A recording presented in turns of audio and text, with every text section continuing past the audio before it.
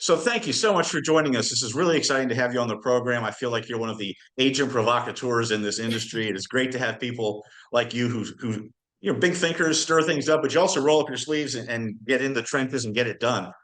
I want to start off with a little bit of your background. You were more aware of clinical trials as a youth, if you will, as a young person than most people, right? I mean, most people I don't know about was. this I always industry. tell the story of my family's full of healthcare providers, and I even married into a family that has healthcare providers.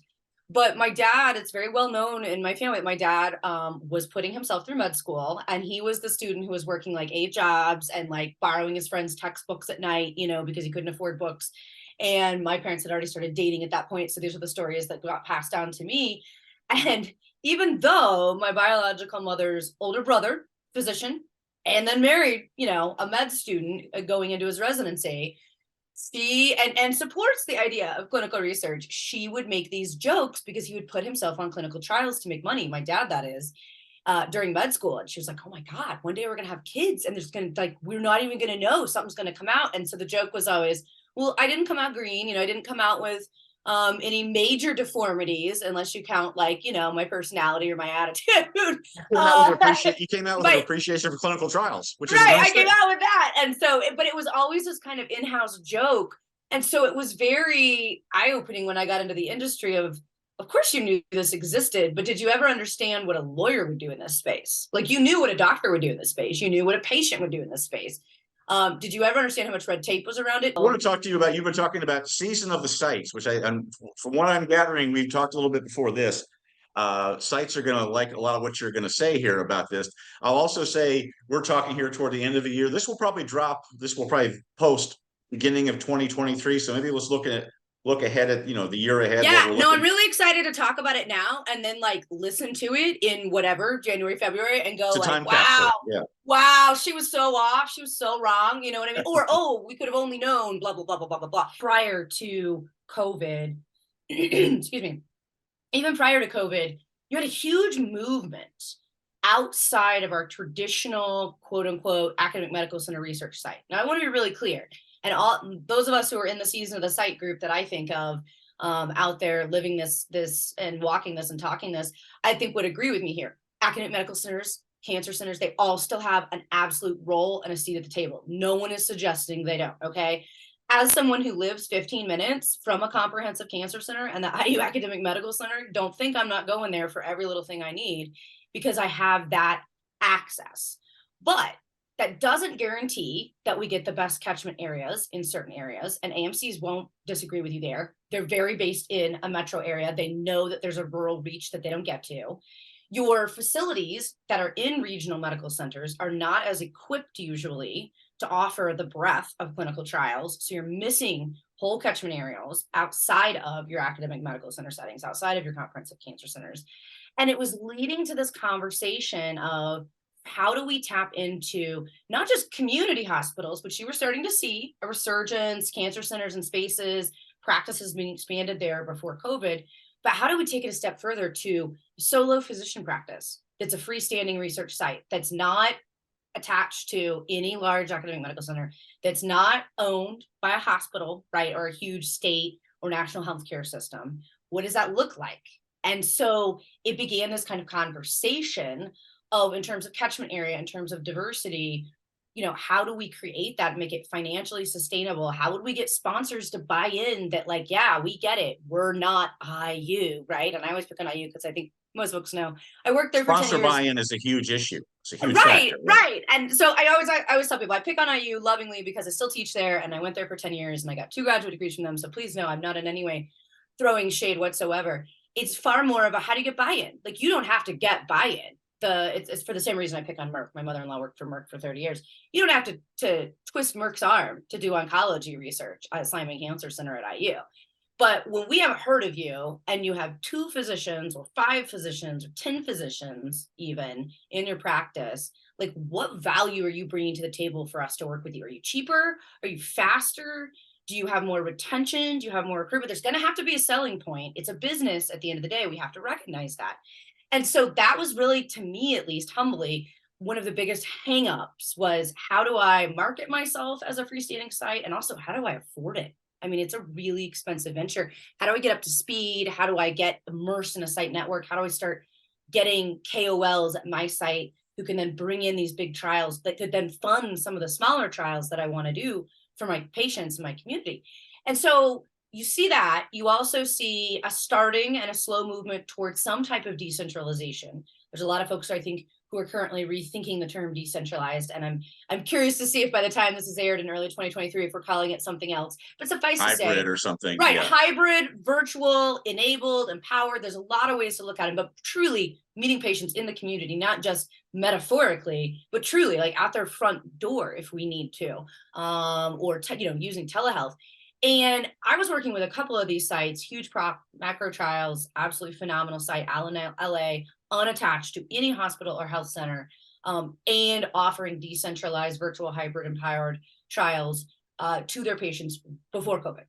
So I had these sites going, Edye, now it's COVID. I don't have a choice. I have to keep this trial going. I'm not losing the patients. So what can we do within the confines of what's going on? So we started expanding. And so suddenly you're having a forced reason for adoption, because admittedly, our world is a late adopter, even though we're working in these incredibly innovative areas, Right. and sponsors are almost always the latest. It's life or death. That makes one cautious. Right, understandably, right? Exactly, right? And so now you've got all these ideas out there that were swarming and were simmering. And I'll tell you, probably would have been 7 to 10 years before they'd start really seeing some traction. And then COVID hit. And within a 6-month span of COVID hitting, you're also having some very significant social and racial justice movements taking front stage in the United States and globally even. And I mean, no one could have in any way anticipated either of those. Let me back that up a minute, because I had know a couple people who were going to get mad at me for the way I said that. Could have anticipated the racial and social injustice needed to be dealt with and addressed and take center stage. But the specific events that played out were heartbreaking, gut-wrenching, shocking. I think for some of our communities, sad but validating, because they had felt this and seen it for so long. It was when, but not if, but nobody knew where. Right. And I think for some communities, it was eye-opening, right? They were going, I didn't know it was this bad. I wasn't paying attention. I wasn't the most impacted population. So however you want to take that, we certainly couldn't have guessed the pandemic. I mean, I know some of those infectious disease folks out there were saying we should have been more prepared, touche, but just couldn't have totally anticipated it was coming at that point in time. And so suddenly you have huge academic medical centers that weren't even doing work from home, that are trying to run trials, out of parking garages to keep them going, and keeping, the centers on lockdown. And I mean, just getting really creative. And they're taking their notes from small, flexible, lean research sites who are like, well, we've been doing this with practically no budget or resources for it for a while, because that's how we have to live. That's, the sponsors don't pay us. They don't bring us all that money. They don't bring us that many trials, or we don't have the capacity. And so this kind of information highway starts actually going 2 ways. And we start seeing, okay, so everyone really does have a seat at the table. And I'm oversimplifying, of course, in the interest of time.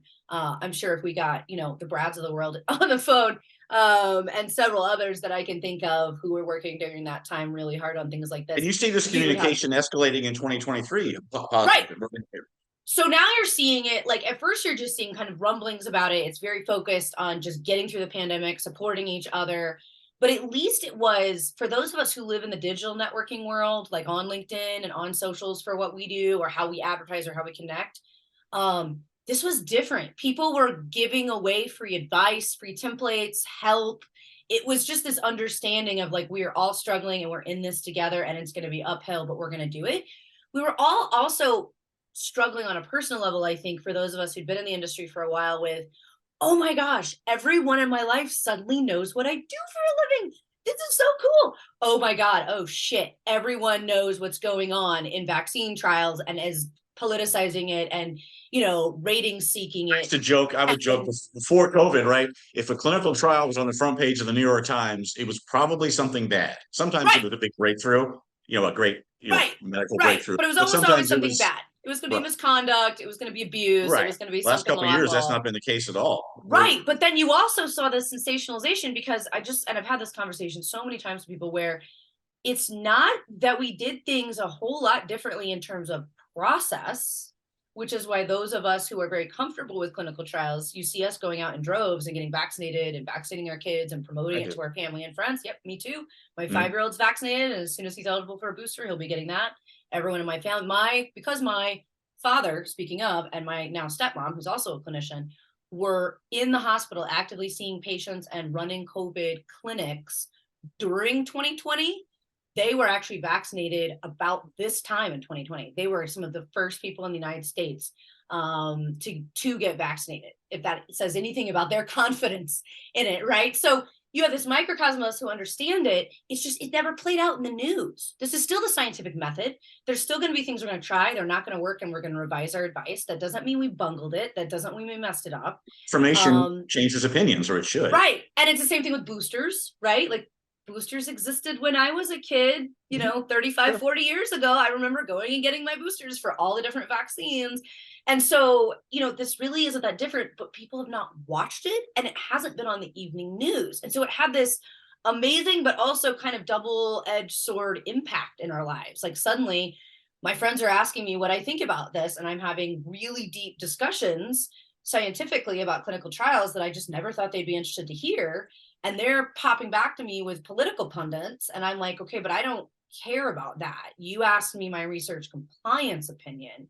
And that is, it's safe, and I'm going to put it in my body, and you should too. There's science and there's politics, and the twain shouldn't meet too much. And and so this was like the first time we had this, in my short existence, this complete overlay and any questioning of whether or not like the process was legitimate. And if anything, I think that a lot of us in clinical trials at that time, we had a lot of pride about the fact that people were working around the clock. They were killing themselves to get this done while they were stuck at home with their kids, while they were possibly sick with COVID, and we didn't really have that much treatment. We didn't know what was happening.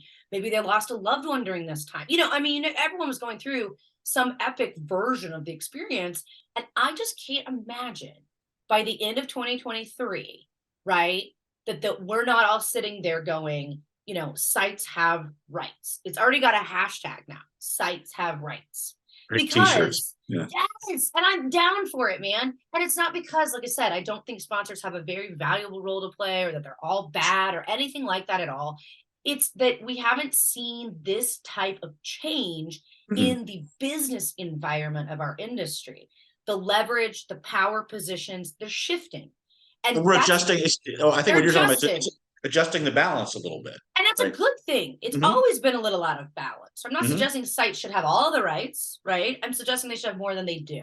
I'm suggesting that the notion, I remember one of the very first things that I recognized for the first time, because I think this, I started off in IRB land. So I was really at that enterprise-wide risk management, contract, budget level at a huge organization. So, I was seeing lots of tracks and trends from a much larger perch. And I jumped into the site side when I jumped into the cancer center there. And I just remember the first lasting impression was like, why are we walking around like we're hostages to the sponsors? And why was that the mentality? And you could tell, like, I would say, guys, we can't do this the way that this says. We have to change contract for this, or, we have to report this to the IRB, whether the sponsor wants us to or not. It's on us. We're the site, And you could tell it would make some of the nurses, even some of these physicians who are KOLs and PIs, nervous. Like, Edye, are you sure? Are you sure the sponsor said that was okay? And I was like, whoa. It just was very like in your face, how much power. And I talked admittedly to my mother-in-law about it, because she was in oncology at Merck. And she was like, oh yeah, we know we're perceived that way. And there's a power in that. Doesn't mean it's right? Doesn't mean the balance won't shift. And so now it's just incredible to me to see it shifting. And like I said, the pace at which people like Brad, like Daniel Fox, like James Fowle. I can just keep listing people. Maya Zlatnova. I just want to give everybody shouts here. At the pace at which they're moving it and changing the conversation is just even faster than we could have thought it was going to be back in 2023. 2023. I hope you're right. I think a lot of people hope you're right. Maybe season of the site. This is exciting.